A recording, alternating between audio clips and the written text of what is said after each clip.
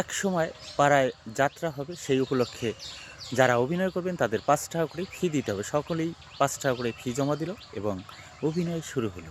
প্রথম রাজার অভিনয়। সেনাপতি আদেশ করুন জাহাপনা। যুদ্ধক্ষেত্রের কী সংবাদ? খবর নিয়ে দেখছি জাহাপনা। বুঝেছি, আমার হাতেই তোমার মৃত্যু। হ্যাঁ, এত বড় সাহস তোমার!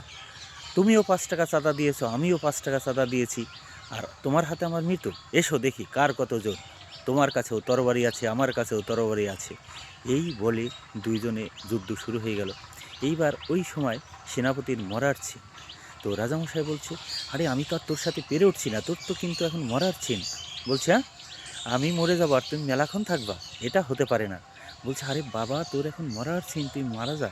বলছে, তাহলে আমি কি সত্যি সত্যি মারা যাবো? বলে, হ্যাঁ, তোকে মারা যেতে হবে।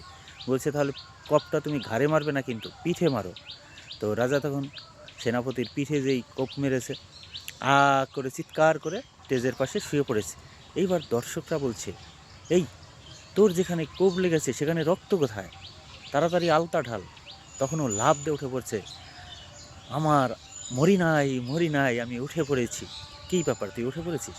হ্যাঁ, আমার আলতা কোথায়? আমার আলতার প্রয়োজন। সকলেই ভালো থাকবেন।